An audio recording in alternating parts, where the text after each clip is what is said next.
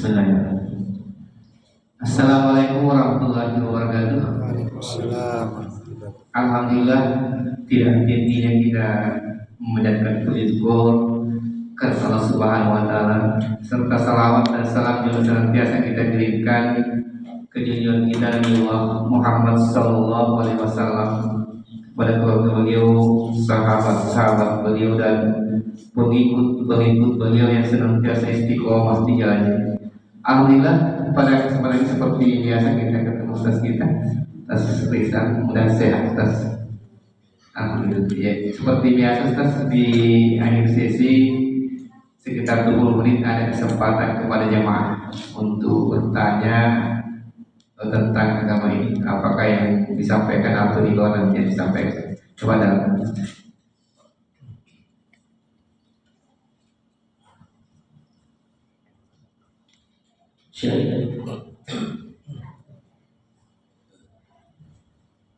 Bismillahirrahmanirrahim.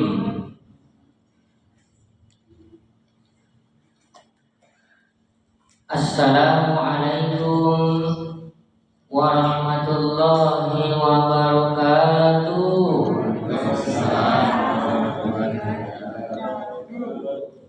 Keselamatan,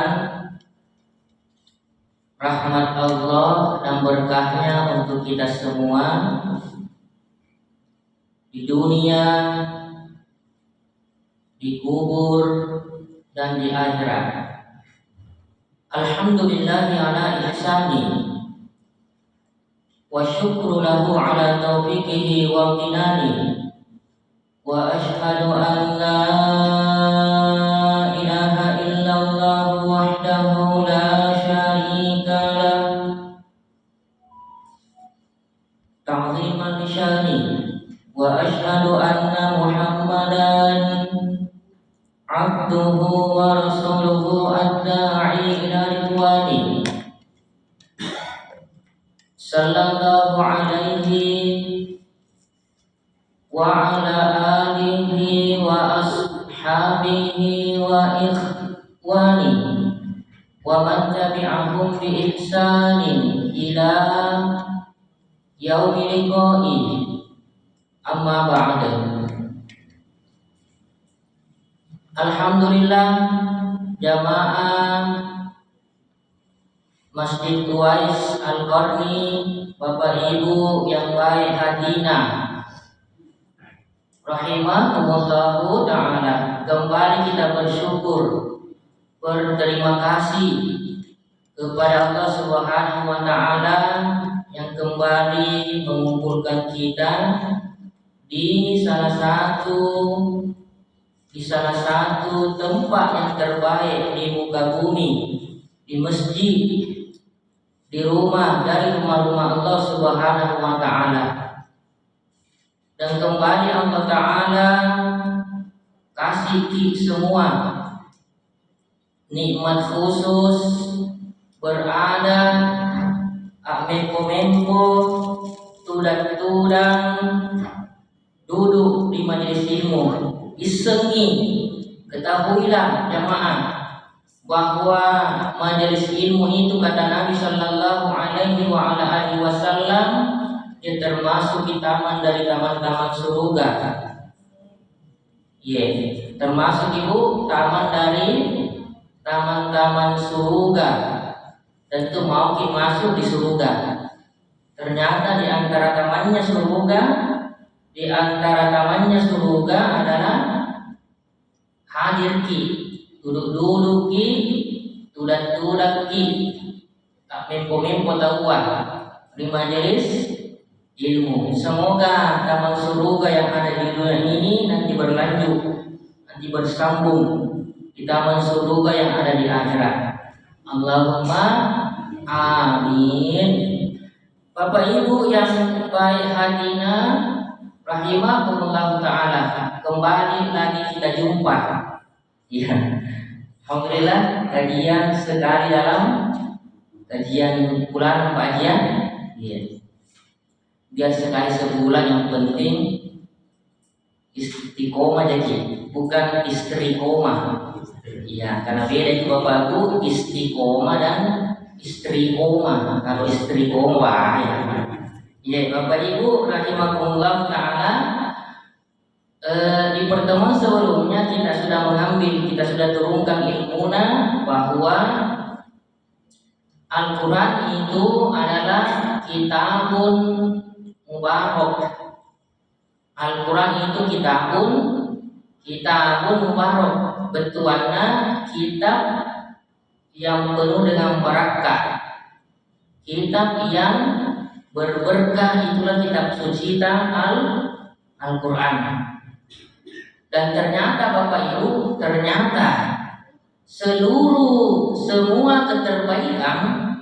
semua keterbaikan itu bisa kita raih, bisa didapat dengan cara akrabkan diri kita, dekatkan diri kita ke Al-Quran. Ini berdasarkan sabda Nabi Sallallahu Alaihi Wasallam, hadis yang diriwayatkan oleh Al-Imam Al-Bukhari rahimahullah taala dari sahabat khalifah yang ketiga. Siapa Pak? Khalifah yang ketiga, presidennya Islam di waktu itu yang ketiga. Setelah Abu Bakar As-Siddiq, Umar Ibn Khattab, yang ketiga adalah dari sahabat yang bernama Utsman bin Affan radhiyallahu taala anhu. Nabi sallallahu alaihi wa ala alihi wasallam bersabda, khairukum, coba disambung Bu, khairukum man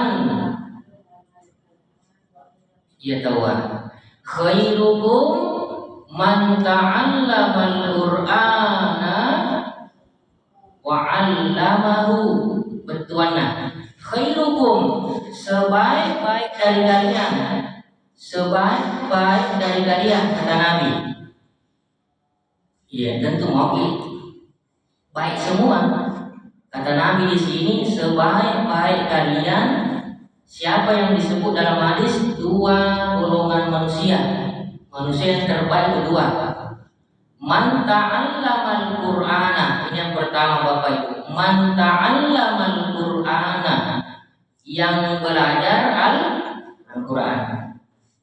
Jadi orang yang belajar Al-Quran termasuk manusia yang terbaik.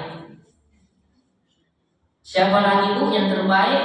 Nabi lanjut, wa 'allamahu, dan yang mengajarkan Al-Quran. Jadi dua yang disebut, belajar Al-Quran dan mengajarkannya. Inilah dua golongan manusia yang terbaik. Inilah khairun nas, ya, sebaik-baik orang, sebaik-baik manusia ketika dia memiliki salah satu atau dua-dua dari sifat ini. Sifat yang pertama, man ta'allamal Qur'ana, orang yang mau belajar Al-Quran. Ya. Jadi biasanya orang Bapak Ibu tidak ada yang bisa langsung mengajar Al-Quran tanpa melalui proses makguru ki mareceng, belajar ki baji-baji. Ya, kita pelajari Al-Quran supaya nanti kita pada level tingkat bisa mengajar. Jadi kita lalui dulu namanya proses makguru, proses belajar. Ya, apanya Al-Quran yang dipelajari Bapak Ibu? Apanya Al-Quran yang kita pelajari? Di antaranya, bagaimana cara kita membaca Al-Quran dengan baik dan tidak hanya baik, tapi juga benar. Ya, bagaimana caranya supaya baca Quran itu baik dan benar? Ikuti jalur ilmu tajwid. Ya, jadi ilmu yang bisa memperindah, ilmu yang bisa memperbagus, mempercantik baca Quran adalah pelajari baik-baik, pahami, kalau bisa kuasai itu yang namanya ilmu tajwid. Kalau di sini Pak Haji sudah ada Pak ya? setiap hari Senin rutin. Alhamdulillah. Kalau bapak-bapak, ibu-ibu setiap malam ibu. kalau ibu-ibu tiap malam, kalau bapak-bapak Senin. hari Senin, Senin pagi, Senin malam. Senin malam. Maghrib antara maghrib isya. Masya Allah. Rutinkan itu bapak itu. Iya, karena itu diantara pintu terbesarnya ada cengen. Pintu terbesar itu kebaikan bapak ibu ketika kita jaga di amalan bermajelis ilmu. Ada ulama yang mengatakan ketumpan berita makedah bahwa ketika Allah Subhanahu wa taala bukakan pintu kebaikan, maka segera masuk sebelum pintu itu ditutup. Ketika Allah bukakan pintu kebaikan, segera katanya masuk, cepat-cepat masuk sebelum pintu itu tutup. Di antara pintu terbesarnya kaminan lepoe adalah pintu kebaikan yaitu bermajelis ilmu. Kalau rajin ki bermajelis ilmu, kita rutin ki bermajelis ilmu, maka insya Allah Taala akan menyusul kebaikan-kebaikan yang lainnya. Jadi boleh dikatakan bahwa akar dari kebajikan ada cengenge kaminan lepoe adalah majelis ilmu. Karena dari situ berangkat, dari situlah nanti start, dari situlah nanti Allah akan susulkan kebaikan-kebaikan yang lain. Khairukum man ta'allamal Qur'ana wa 'allama.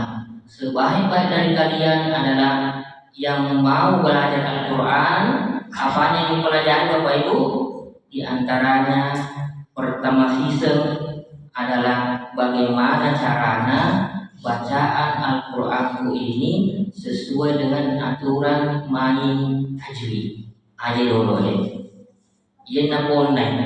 Inilah pondasinya Bapak Ibu, pelajari itu baik-baik tajwid. Ya, bilang ada deh. Tuan irama, tuan ustaz. Bisa kan memang betul Bapak Ibu berpengaruh itu memang usia umur. Tidak sama kalau anak muda yang belajar. Tapi harus mengambil bagian. Kalau mau dikatakan khairun nas, kata Nabi kan, kalau mau dimasukkan dalam kelompok di grup khairun nas, sebaik-baik manusia adalah ambil bagian.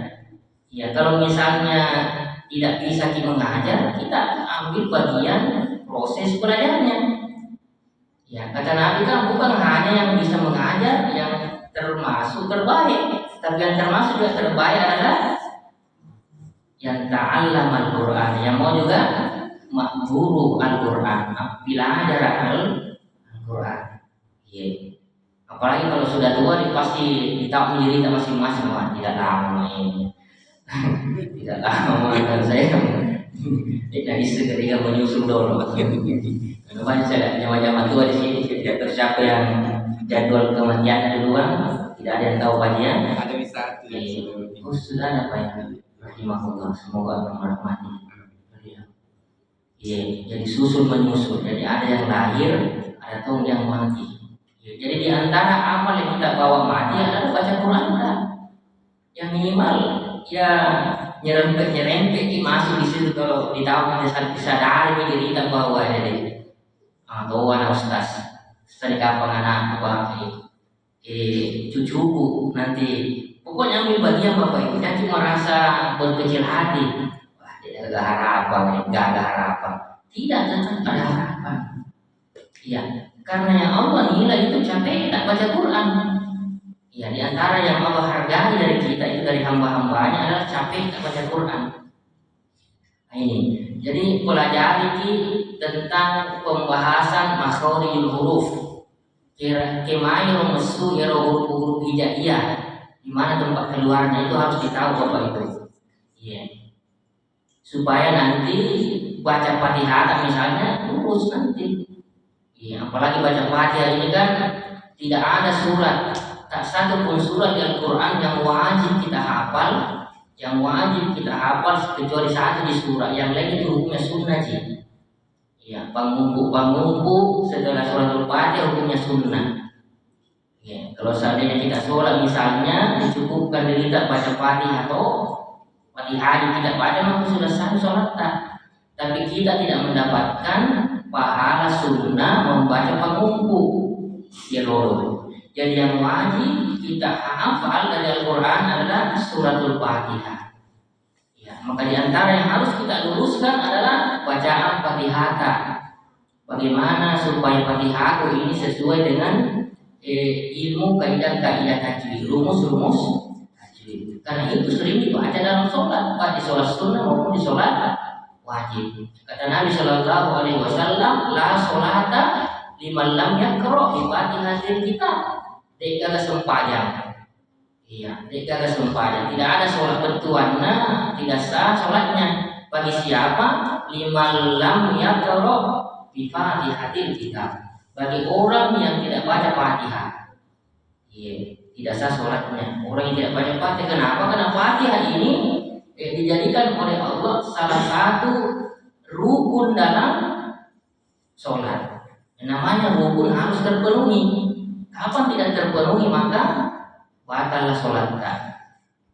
Jamaah dirahmati Allah Subhanahu wa Ta'ala. Ini yang pertama. Ya, kalau di antara misalnya jamaah ada yang sudah bisa mampu mengajar, maka seharusnya dia mengajar. Ya. Kalau misalnya dia hanya mampu menghadapi misalnya istrinya atau anak-anaknya di rumah, suami yang memimpin majelis ilmu di rumah, itu luar biasa. Kalau ada yang bisa mengamalkannya luar biasa Bapak Ibu. Ya, nanti di situ baiti jannati bolaku ya balaku surgaku. Ini yang sudah ciptakan di rumah, baiti jannati rumahku surgaku. Bagaimana caranya? Di antaranya buatkan jadwal khusus di rumah. Kecuali para suami, para pemimpin rumah tangga, bagusnya di rumah ada memang waktu-waktu khusus itu berkumpul sama anak istri di rumah. Ya, apalagi kalau pada sibuk mati maka kalau kita termasuk orang yang sibuk, maka harus memang kita punya apa istilahnya planning. Kalau masih termasuk jadi orang yang sibuk, maka itulah pentingnya harus ada perencanaan. Harus memang berencana orang. Ya, karena ini menyangkut masa depan kubur menyangkut masa depan bagaimana nanti keadaan di akhirat nasib di sana tergantung apa yang kita lakukan di dunia. Ya, dalam skala kecil apa yang kita lakukan di bahtera rumah tangga itu menentukan masa depan kita nanti di akhirat. Kalau mau kumpul bersama di surga maka itu diantara tugasnya para suami. Ya, buat jadwal khusus di rumah baca Quran biar di dalam itu lebih banyak malaikat rahmat yang masuk. Jadi rumah yang dibacakan di dalamnya banyak Al-Quran maka malaikat rahmat yang masuk. Ya, tidak bertahan setannya pelah ombang. Jamaah yang dirahmati Allah Subhanahu wa Ta'ala. Jadi semua keterbaikan itu bisa kita dapat melalui Al-Quran. Di antaranya membaca saja Bapak Ibu itu sudah dianggap beribadah kepada Allah. Membaca tok saja tanpa ditahu apa terjemahannya, apa itu betuannya yang kubaca tadi, apa itu artinya, kita sudah dianggap beribadah kepada Allah. Ya, kata Nabi SAW, satu huruf yang kita baca itu dari Quran adalah senilai di sisi Allah 10 kebaikan. Jadi kalau dalam satu hari misalnya lebih banyak kita aktif di medsos, di media sosial misalnya di apa itu yang TikTok, Facebook, ya dan medsos lainnya itu begitu banyak pahala yang kita lewatkan. Ya. Jadi kalau termasuk orang yang sibuk, memang harus ada perencanaan. Kalau tidak direncanakan, berarti kita gagal.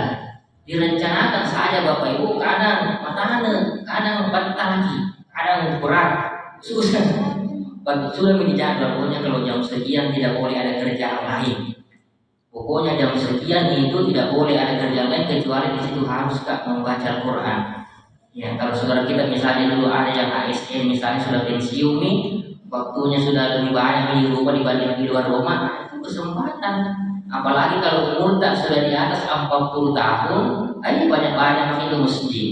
Banyak-banyak lagi persiapkan diri kita, persiapkan kita bunga baca Quran tak kalau umur dari 40 Bapak Ibu. Ya, karena apalagi sudah tahu makin cari cuang juga, capek makin juga tidak ada habisnya. Makin dikejar, makin mendekat kaki, makin dikejar makin haus dipaji. Ya, kalau yang ketawa itu sudah paham itu itu bagaimana. Ya, jadi buat tunang ini memang buat tunang ini. Iya, iya, buat tunang. Ya. Kita sibukkan diri kita dengan baca Quran.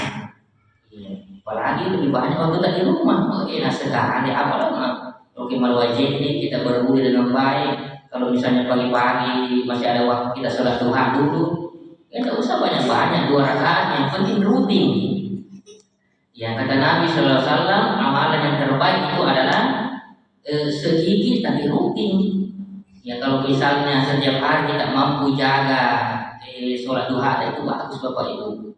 Ya, ya jadi 2 rakaat saja, tidak usah banyak-banyak, tapi setiap hari kita lakukan. Kalau misalnya sebelum ibu-ibu misalnya sebelum memasak, ya sebelum mencuci misalnya, sebelum bersih-bersih rumah, beres-beres, ya mungkin baca Quran dulu deh, minimal ya silampak. Nah, nggak usah one day one juz, nggak usah 1 hari 1 juz, mungkin mainkan itu udah. Pokoknya dalam sehari itu tidak ada hari yang kita lewati kecuali di situ ada tabungan bacaan Al-Quran tak yang naik ke langit.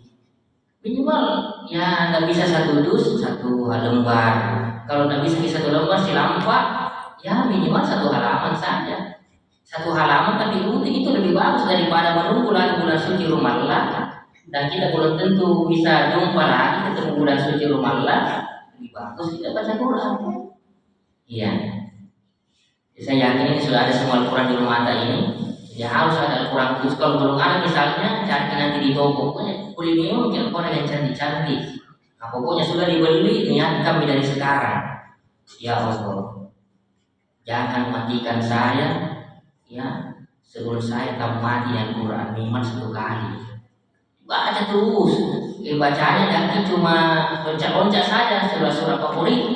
Surah-surah yang disuka itu dibaca. Lebih bagus kita start dari surah Al-Fatihah, Alif Lam Mim, saya kulo tilkar rusul antanalu terus sampai juz 30. Sampai 30 juz. Ya sampai 30 juz itu lebih bagus membaca. Ya kalau misalnya paling ya enggak niatnya letak misalnya ini penaruh tengahnya di penerapi oleh talat tokola yusirun nabikum ahada, misalnya pertengahannya orang ada di surah Kahfi itu, ya kita sudah catat dari aku melihat Quran di toko ya takut ya. Hamba aku beli Quran di toko dengan niat, dengan Quran barunya, Quran cantiknya itu dia sudah punya tekad yang sangat kecilnya nuna niat bahwa dia mau kasih tambah itu tanpa harus menunggu bulan suci Ramadan. Itu ternyata meninggal di tengah-tengah perjalanan kita baca Quran sudah dicatat sama Allah Subhanahu wa taala tamat bagi Bapak Ibu. Itu enaknya. Ya daripada sembara dipikiri cara cek dengan misi setan ini, lain pikiran stres lagi. Mendingan kita isi waktu kita baca Quran, kita bersatu guru, 10 ada cengeng, itu biasa Bapak Ibu. Bisa saja kalau memperbanyak baca Quran itu Allah pun besar-besar. Karena kalau ditimbang nanti, bayangkan nanti kan ditimbang itu kebaikan dan kejelekan tadi ditimbang mana yang 3 5 tanda, mana yang paling berat kebaikan tak, ya ada kejelekan tak. Karena kalau amalan yang bisa menambah berat bobot dari amal ada cengenta, ya itu baca Quran 1 huruf sama dengan 10 kebaikan. 1 hari 1 lembar. Kalau masih banyak di waktu misalnya 1 halaman. Kalau masih kuat cuma kerja 1 juz. Jadi pas 1 bulan ya selesai total. Jadi normalnya sebenarnya itu 1 bulan tamat. Normalnya. Jadi 1 hari itu 1 juz. Pas 1 bulan tamat kita bulan dari awal begitu terus sampai malakul maut, malaikat kematian datang menjemput. Bapak Ibu yang baik hatinya rahimahumullah taala, sisa berapa menit Pak Haji?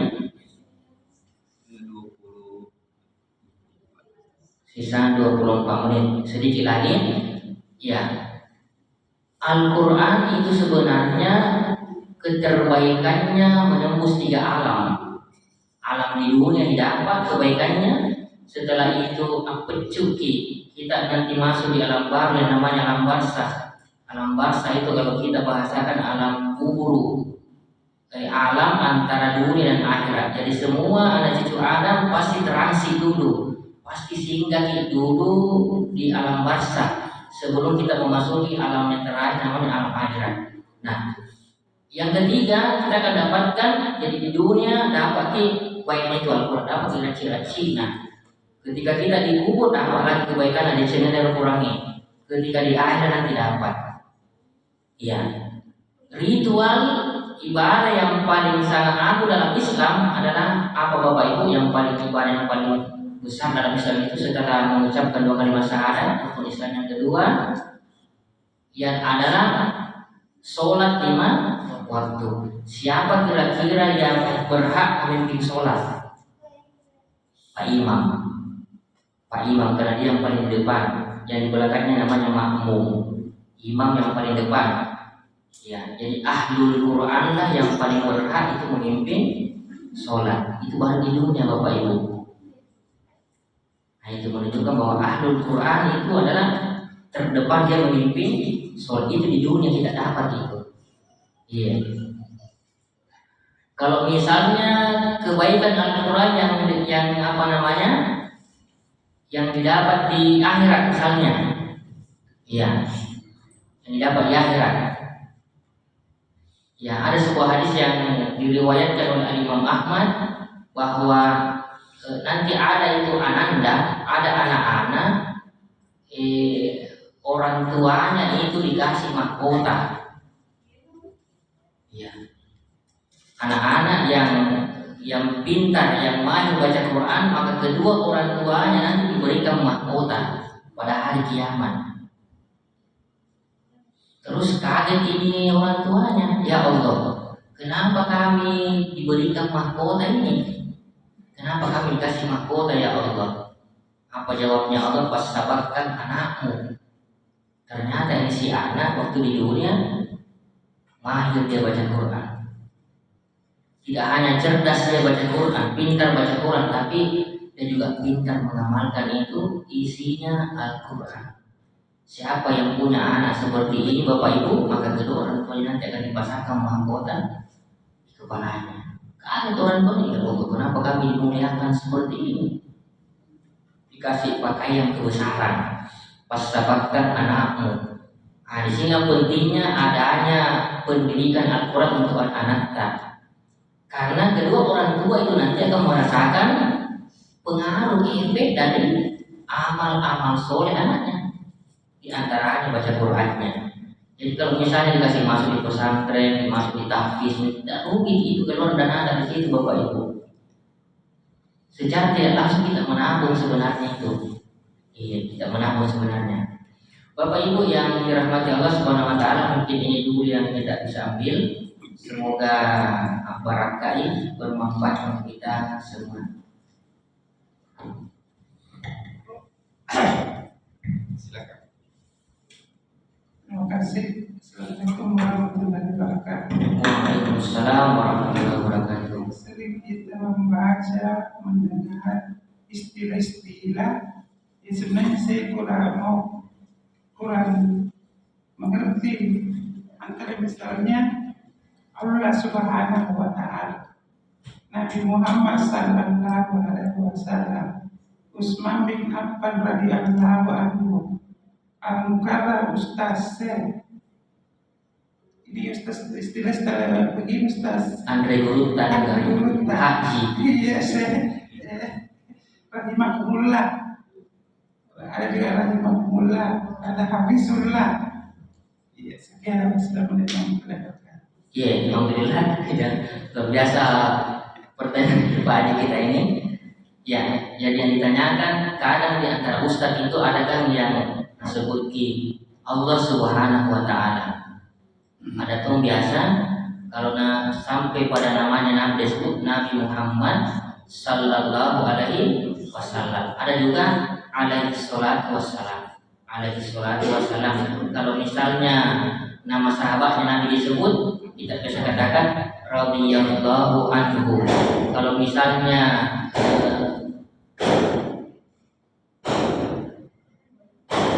Bani Israel itu Gaza negara, iya sama di Gaza yang IKD Bani Gaza ini.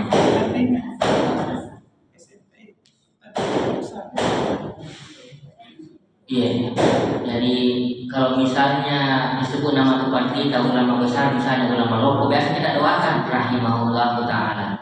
Ya, yang pertama Allah Subhanahu wa ta'ala, di antara etika, di antara adab kita kepada Allah Subhanahu wa ta'ala, ketika kita menyebutkan Allah yang kita sembah itu, Allah yang kita ibadahi itu, maka kita sertakan dengan Subhanahu wa ta'ala. Betuanna artinya Allah yang maha suci dan maha tinggi.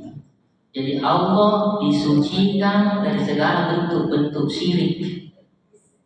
Iya, jadi Allah tidak sucikan dari bentuk-bentuk model-model kesyirikan.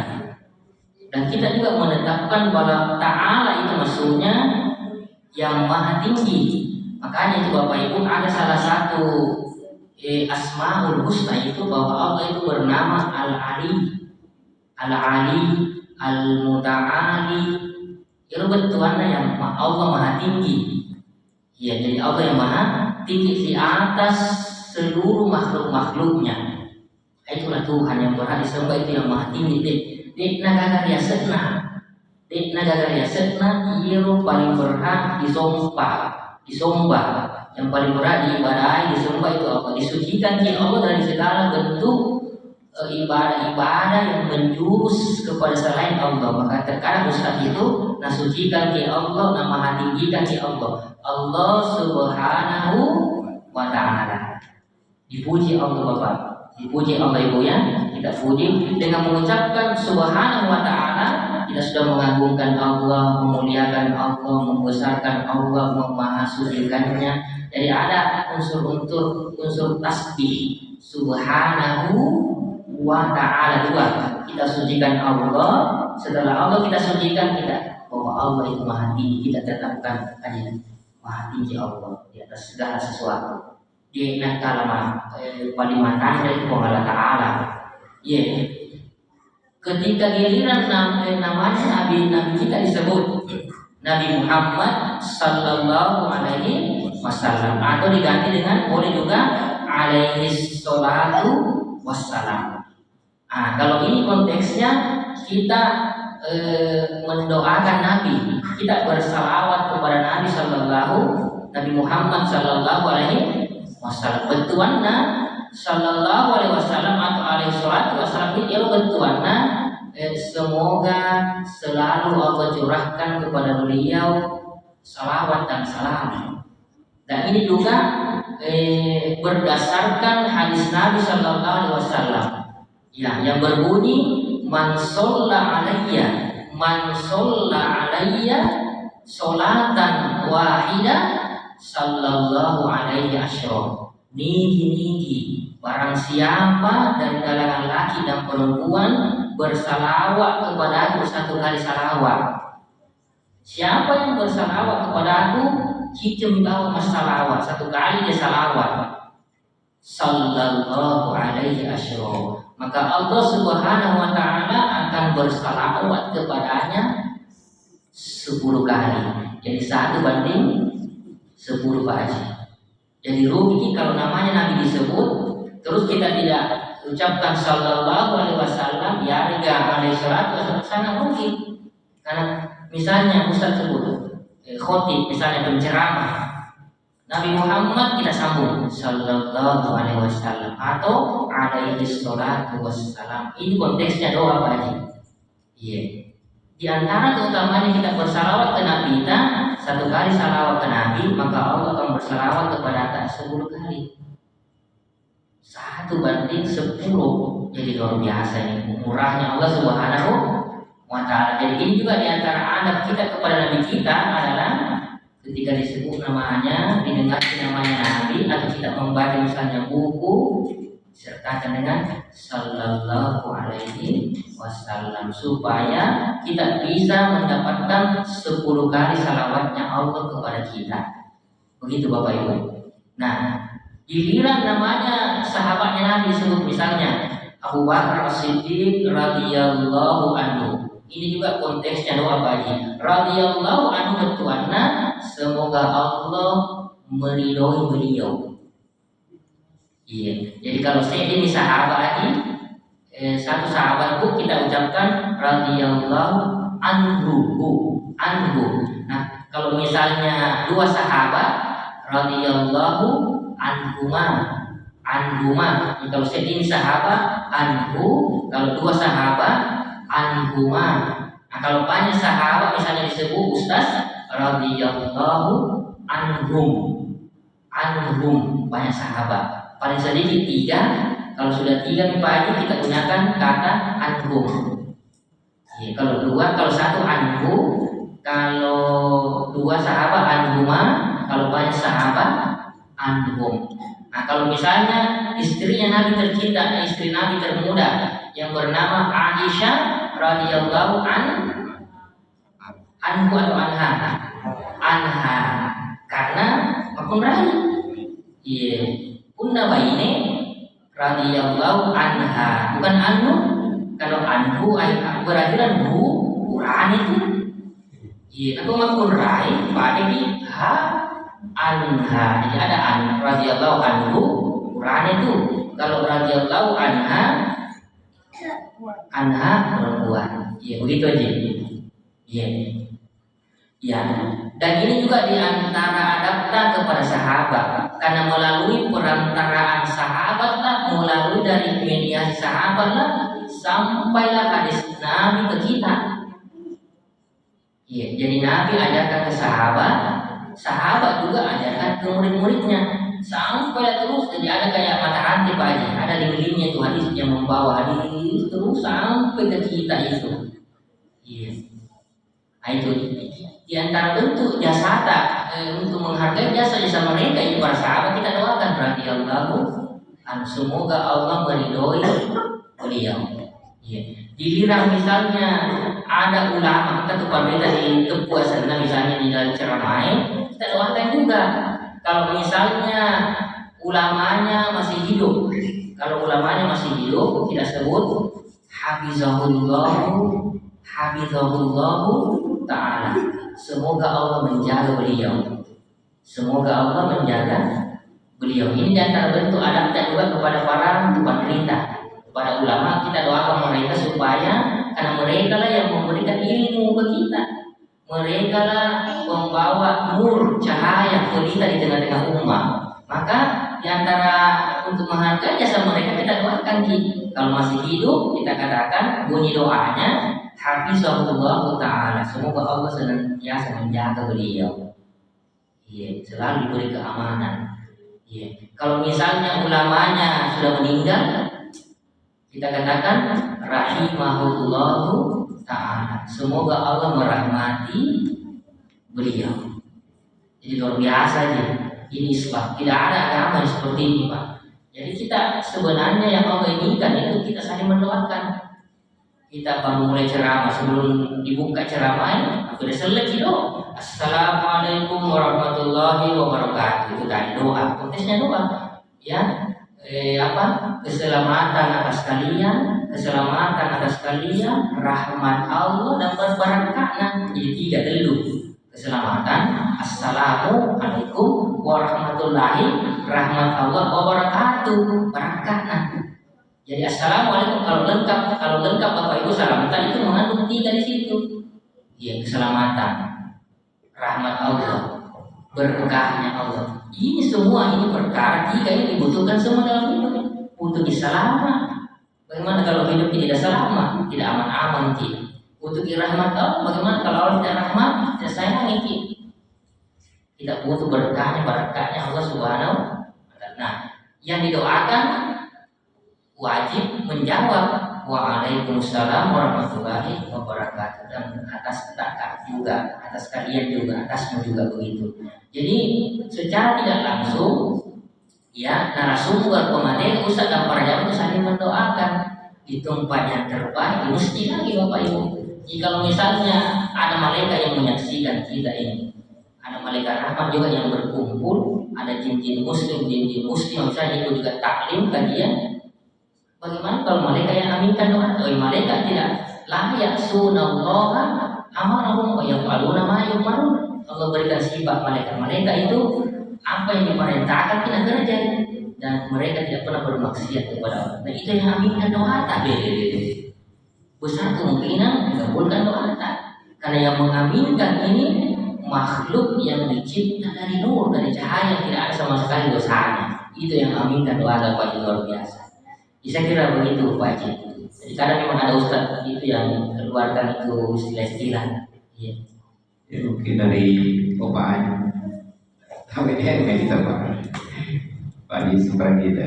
Sebentar yang ibu-ibu yang satu kali sebentar. Bismillahirrahmanirrahim. Assalamualaikum warahmatullahi wabarakatuh. Waalaikumsalam warahmatullahi wabarakatuh. Yang saya bertanyakan dalam membaca Al-Quran. Yang saya bertanyakan, bagaimana Ustaz misalnya kalau kita mengaji kalau hukum misalnya mengaji di sana, apakah sama pahalanya kita mengaji di Indonesia saja di sini? Mau penjelasannya? Pak, kan misalnya yang saya tahu kan misalnya sholatnya yang sholat di Masjid Rabi itu dipangkat-angkat. Kalau misalnya amal-amal yang lain bagaimana? Apakah sama mengajinya di sana yang di sini atau bagaimana? Iya, banyak. Iya, mudah-mudahan bisa ditangkap ini pertanyaan Pak Haji. Bagaimana itu Ustaz tentang pahalanya itu? Kita baca Al-Quran di Indonesia dengan kita baca Quran ketika kita umroh misalnya haji di Mekah di Saudi kan, apakah sama pahalanya Ustaz? Ya, yang pertama saya katakan Bapak Ibu bahwa urusan pahala itu kan di sisi Allah, kita berapa nominalnya, berapa siaga jumlahnya di sini. Itu memang hak prerogatif Allah, itu yang pertama. Yang kedua, memang kalau kita membaca hadis-hadis Nabi SAW, ada hadis-hadis khusus yang berbicara tentang dua negeri yang ada utamanya itu Mekah dan Madinah. Jadi untuk Mekah dan Madinah itu ada memang hadis-hadis khususnya, tidak sama dengan tempat-tempat yang lainnya. Ya, kalau dilarikan ke hadis ini, Pak Haji, pertanyaan Anda tentu beda pahalanya. Tentu beda. Kita baca Quran di Indonesia tentu akan berbeda pahalanya. Kalau kita baca Quran ada di tempat yang memang Allah muliakan, Allah agungkan. Ya, misalnya bicara tentang ibadah sholat misalnya. Sholat satu kali di Masjidil Haram, sholat satu kali Bapak Ibu, satu kali di Masjidil Haram itu pahalanya kata Nabi SAW 100.000 kali bagi sholat di masjid lain. Bayangkan Bapak Ibu, satu kali sholat di Masjidil Haram itu nilainya di sisi Allah kata Nabi 100.000 kali di tempat di masjid lain. Jadi memang di sana dilipat gandakan Pak Haji. Nah, itu berbicara tentang pahala sholat dilipat gandakan. Ya, ada juga pahalanya kalau di Masjid Al-Aqsa di Palestina, ada juga pahalanya kalau di Masjid Nabawi di Madinah. Itu ada semua pahala-pahalanya, tentu berbeda kalau kita sholat di masjid-masjid yang lain. Begitu. Nah, itulah keutamaan akan diberikan oleh Allah kepada siapa yang dikehendakinya. Termasuk juga membaca Al-Quran. Iya, karena sangat juga menentukan ada waktu-waktu utama, misalnya bulan suci Ramadan. Tentu tidak sama pahala baca Quran di bulan suci Ramadan dengan di bulan-bulan yang lainnya. Karena bulan suci Ramadan adalah apalagi syahrul Quran, bulannya memang Al-Quran, tentu tidak sama di bulan-bulan lain karena dilipat gandakan pahalanya. Jadi ada memang disinggung dalam agama kita itu ada waktu-waktu yang penuh berkah, seperti malam terakhir misalnya antara azan dan maghrib, azan dan iqamah. Itu ada tempat-tempat memang berkah di setiap hari Jumat setelah sholat asar. dekat-dekat maghrib. Ada waktu-waktu spesial yang Allah sudah siapkan untuk hamba-hambanya. Ya, begitu juga masalah tempat. Jadi ada waktu utama, ada juga tempat-tempat yang utama. Itu baik. Iya. Jadi sekali lagi masalah pahala itu kita serahkan kepada Allah Subhanahu Wa Taala. Tapi boleh jadi juga mungkin ya, walaupun kita mungkin di Indonesia, ya kalau baca Quran tak mungkin disertai diperbesar ikhlas tak misalnya baca Quran. Mungkin bisa juga menyamai saudara yang lagi kumpul lagi kan mungkin keikhlasan kita. Makanya ada sahabat ada tabi'in yang mengatakan, muridnya sahabat mengatakan bahwa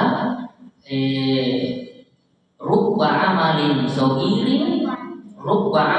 sogirin tukapil dunia wa rubba amalin kabirin tusokil dunia. Bentuannya betapa banyak amal kecil jadi besar, betapa banyak amal kecil jadi besar di pahalanya Pak Haji lantaran niatnya. Sebaliknya betapa banyak amal besar amalannya besar ini Pak Haji tapi menjadi bicui, menjadi cacing, bicui kecil di pahalanya lantaran gara-gara ini. Jadi niat juga itu menentukan besar kecil sedikit banyak pahala yang Allah kasih. Kalau misalnya ada orang, pokoknya jagoan baca Quran, pokoknya kalau ikut MTQI musabaqah atau tilawatil Quran selalu juara 1. Ya, pokoknya ada. Tapi apa namanya? Mungkin di sela-sela membaca itu muncul pada dirinya bangga diri, dia ujung bisa buat jago iman toga ya. Ya, itu kan mempengaruhi hati yang malah hati, mempengaruhi kelasnya nanti Pak Haji. Misalnya mau dibilang ori yang misalnya mau dianggap tukang ahli spesialis baca Quran, itu kan mempengaruhi warna hatinya itu ya. Artinya ya terkikis itu ikhlasnya. Nah, gara-gara itu bisa Allah bisa cancel pahala, jadi pahala gara-gara itu yang karena baca Qurannya tadi walaupun sudah bertajwid, pokoknya hukum-hukumnya berhentinya di mana mau mulai kalau berhenti di situ misalnya tahu semua, pokoknya semua kok disenang. Tapi karena amalan itu innamal a'malu binniyat wa innamal likulli imrin ma nawa, ya oleh senang karena stabilitas seluruh amalan itu tergantung pada niatnya. Dan setiap orang akan mendapat apa yang dia niatkan. Termasuk ibadah kan amal baca Quran. Kalau lain-lain niatnya tentu juga ya lain-lain juga tidak dapat nanti. Begitu Pak. Jadi sangat menentukan juga di samping juga waktu-waktu berkah, tempat-tempat yang memang Allah berkah, ada hadis khusus yang memang utamanya dan kehidupan amal-amal kolbiyah, amal-amal hati tadi diperhatikan. Karena itu sangat juga menentukan besar kecil, sedikit banyaknya pahala yang Allah kasih. Begitu aja.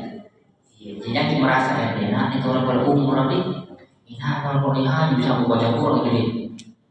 Kalau di Mekah saja kata Nabi 1 huruf 10 jangan. Korea tahu berapa nih? Yang kita merasa kita bisa. Nah ini tuh saya dipakai kerja ini nyata. Ya Allah. Oke lah saya tidak berangkat ya Pak Umar, berangkat ke haji tahun ini tapi supaya kita bersaing dalam berkompetisi dalam kebaikan berpastabikul khairat, kalau kita berbesar nyata. Ya boleh saja karena dia umroh mau diminat taubat, dia pulang umroh, taubat yang tahu haji, mungkin mau dipanggil haji. Itu ya tentu yang kita inginkan haji mabrur, haji yang diterima itu. Tapi karena kalau niatnya itu berangkat supaya nanti kalau pulang ke Indonesia, pulang ke tanah air, dan kelahiran mau dipanggil haji, itu berpengaruh ini di hatinya lagi Pak Haji.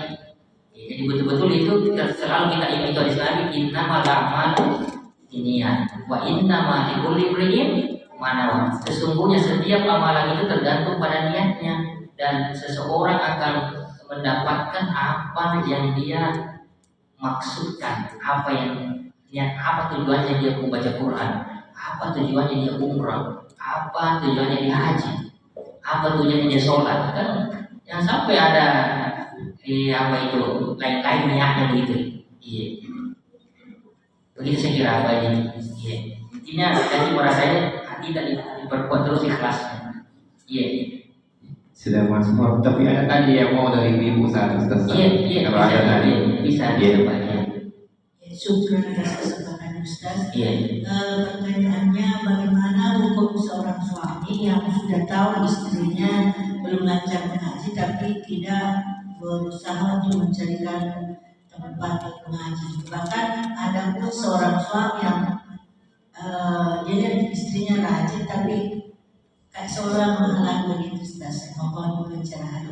Ya, syukran. Assalamualaikum warahmatullahi wabarakatuh. Waalaikumsalam warahmatullahi wabarakatuh. Jadi yang dipertanyakan ini oleh ibu, bagaimana jika ada seorang suami dia tahu istrinya baca Qur'annya masih banyak dan tidak sesuai dengan tajwid. Begitu Budi? Seorang suami dan tahu istrinya masih banyak kekurangan, masih banyak kebengkokan baca Qur'annya. Terus si suami itu tadi lihat ini tidak perhatian sama istrinya, biarkan dia begitu, dia berusaha mencarikan guru mengaji misalnya di rumahnya atau di mana kerja dia di mana begitu, kita jadwal misalnya begitu Budi. Nah ini di antara kewajiban suami memang itu. Ya, ar-rijalu qawwamuna 'alan nisa, para laki-laki itu memang pemimpin para istri. Di antaranya tugasnya ini memperhatikan pendidikan Al-Qur'an istrinya. Itu diantara tugas suami. Ya, ini yang berat sebenarnya. Jadi dua memang kewajibannya suami, mencari nafkah lahir dan memberikan nafkah batin. Nah, nafkah lahir kan bekerja. Nah, yang tidak kalah pentingnya itu adalah nafkah batin berupa pendidikan, bagaimana kita pahamkan istri itu ilmu agama, bagaimana baca Qur'annya istri di rumah, itu termasuk nafkah batin namanya. Iya, dan itu yang bisa menyebabkan kita bergandengan tangan masuk di surga. Itu kewajiban suami, Bu ya. Ya, suaminya juga tak bisa ngajar istrinya. Suaminya juga tahu kekurangannya, bahwa saya juga bukan guru agama misalnya. Ya, mungkin bisa mengajar tapi tidak bisa mengajar Al-Qur'an. Nah, kalau seperti ini, misalnya kalau suaminya tidak perhatian, Bu ya, boleh kita misalnya ada mungkin tetangga atau kenalan sahabat misalnya yang tolong carikan ustazah. Ya, tolong cari kakak ustazah yang bisa meluangkan waktunya, kalau bisa yang bisa dipanggil ke rumah, begitu. Bu. Jadi boleh kita sistem privat kita panggil ustazah di rumah untuk khusus memang pelajaran tajwid, begitu Bu. Kalau suami saya perhatian misalnya kita yang bergerak sebagai istri, ya. Syukur Ustaz. Insyaallah kalau untuk istri ada juga sudah siap untuk mengajar Ustaz. Oh iya. Iya, saya kira begitu Bu. Ya, karena waktu sudah masuk. Oh iya. Ya, ini dulu yang kita bisa ambil. Semoga apa yang kita dengarkan tadi berberkah, bermanfaat, dan semoga Allah Subhanahu wa taala senantiasa mengistiqomahkan kita dan memudahkan kita untuk mengamalkan ilmu yang telah kita dapatkan. Lebih dan kurang mohon maaf. Subhanakallahumma wa bihamdik, asyhadu an la ilaha illa anta, astaghfiruka wa atubu ilaik. Walhamdulillahi rabbil alamin. Assalamualaikum warahmatullahi wabarakatuh.